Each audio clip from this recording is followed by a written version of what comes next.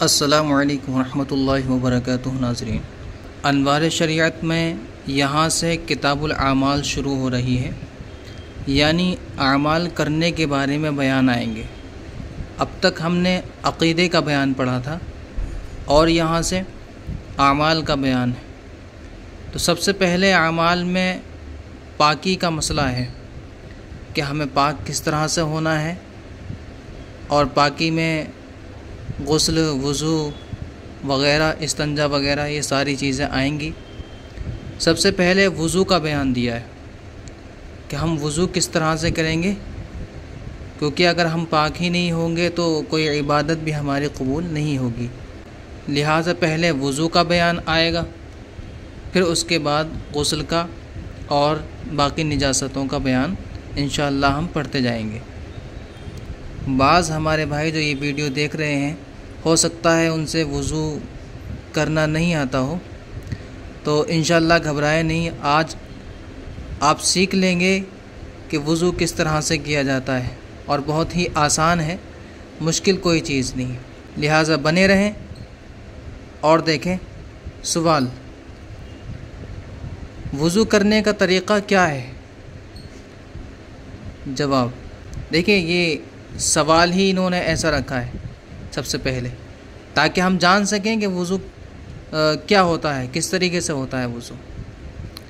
वज़ू करने का तरीक़ा ये है कि पहले बिस्मिल्लाहिर्रहमानिर्रहीम पढ़ें। सबसे पहले हमें ये करना है। फिर मिसवाक करें। मिसवाक यानी जो लकड़ी की एक होती है दांत मांजने की, जिससे हम दांत साफ़ करते हैं, वो नीम या कीकर वगैरह की हो सकती है, तो उससे दांत साफ़ करें। ये सुन्नत है मिसवाक करना। और अगर मिसवाक ना हो तो उंगली से दांत को मलकर साफ़ कर ले। फिर दोनों हाथों को गट्टों तक 3 बार धोएं।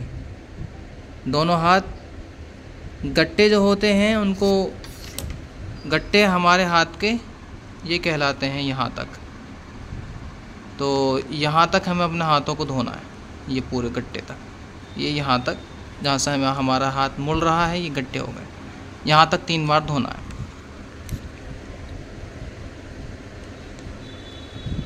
पहले दाहिने हाथ पर पानी डालें और फिर बाएं हाथ पर।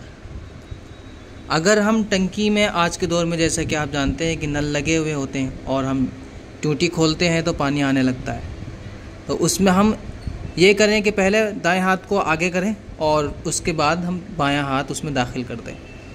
इस तरह से हमारा ये पहले दायां हो जाएगा। दोनों को एक साथ ना धोएं। फिर दाहिने हाथ से, यानी सीधे हाथ से, दाहिने हाथ मतलब सीधे हाथ से 3 बार कुल्ली करें। फिर बाएं हाथ यानी उल्टे हाथ से बाएं हाथ की छोटी उंगली से नाक साफ़ करें। छोटी उंगली हमारे हाथ में ये कहलाती है, ये छोटी उंगली सभी जानते होंगे, आम चीज़ है।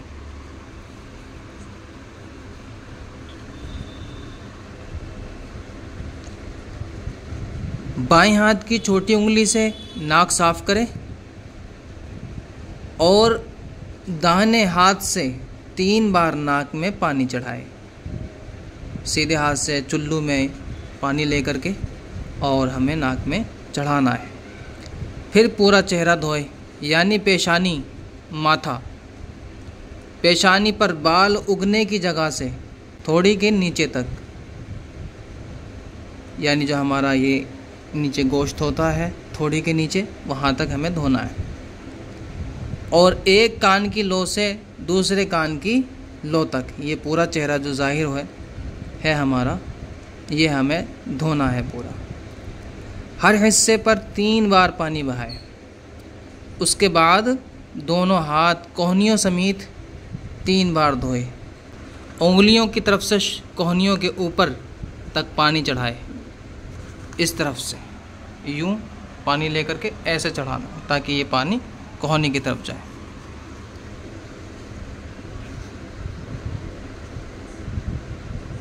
कोहनियों की तरफ से न डालें।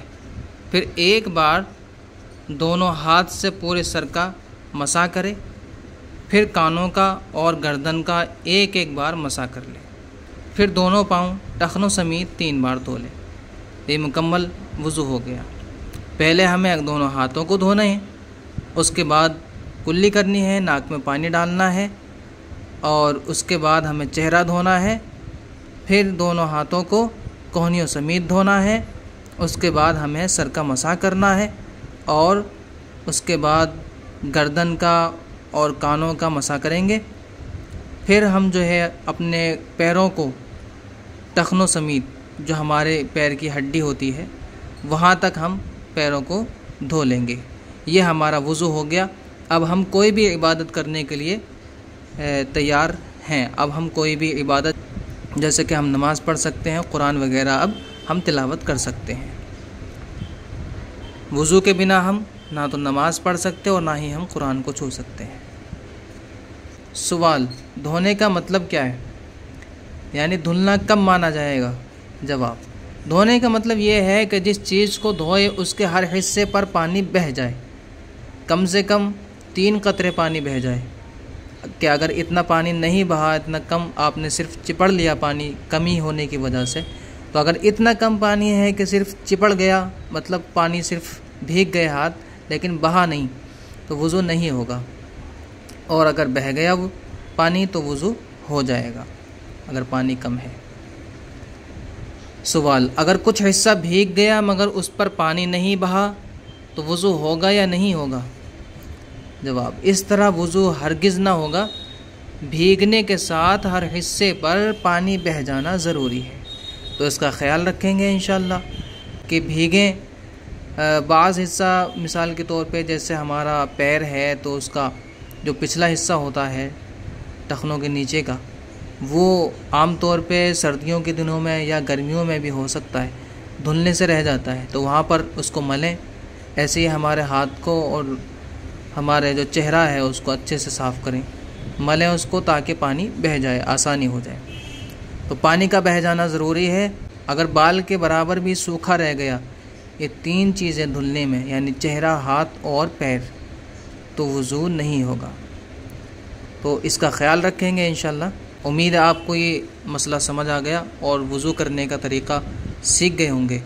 देखिए, हमने सबसे पहले वज़ू का ये तरीका सीख लिया, इसको आप याद करें और इसकी प्रैक्टिस करें। मिलते हैं अगली वीडियो में। अस्सलामु अलैकुम वरहमतुल्लाहि वबरकातुहू।